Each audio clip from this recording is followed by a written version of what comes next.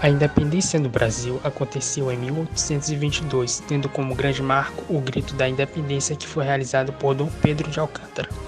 Às margens do rio Ipiranga, no dia 7 de setembro de 1822, com a independência do Brasil declarada, o país transformou-se em uma monarquia com a coroação de Dom Pedro I.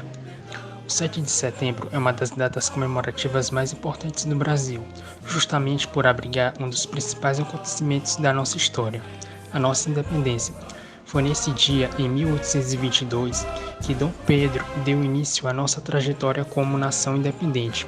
Atualmente, o 7 de setembro é um feriado nacional, que é marcado por comemorações públicas nas grandes cidades.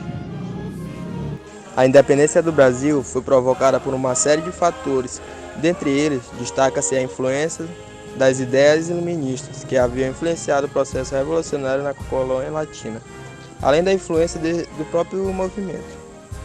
É importante destacar que as elites brasileiras também eram favoráveis ao processo de independência do país, visto que isso significava maior liberdade no comércio dos seus produtos. Outro processo que contribuiu com a independência da colônia foi a mudança da corte portuguesa para o país em 1808, devido a investidas militares de Napoleão Bonaparte. A Guerra de Independência do Brasil. Diferentemente do que muitos acreditam, a independência do Brasil não foi pacífica. Com a declaração da independência, uma série de regiões no Brasil demonstrou sua insatisfação e rebelou-se contra o processo de independência. Eram movimentos não adesistas, isto é, movimentos que não eclodiram nas províncias que aderiram ao processo de independência e que se mantiveram leais a Portugal. Os 4 grandes centros de resistência contra a independência do Brasil aconteceram nas seguintes províncias: Pará, Bahia, Maranhão, Cisplatina, a atual Uruguai. Aconteceram campanhas militares nessas localidades e os combates contra as forças que não aderiram à independência estendeu-se até 1824. Após a proclamação da República, o imperador Dom Pedro I teve grande trabalho para conter as várias revoltas que ocorreram contra um processo de independência.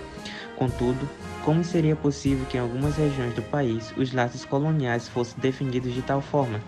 Para solucionar tal questão, devemos nos reportar ao governo de D. João IV, marcado por uma série de medidas que concediam privilégios e direitos aos súditos brasileiros.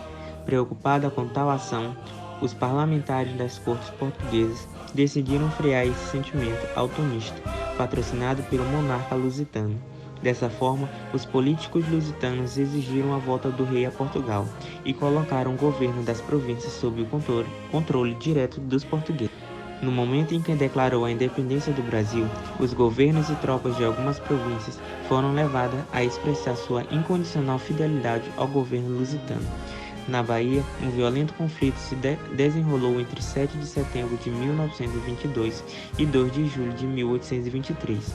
Na região do Grão-Pará, a resistência contra o domínio imperial acabou deixando cerca de 1.300 mortos, sendo uma parte destes mortos por asfixia no porão de navios capturados pelas forças de Dom Pedro I.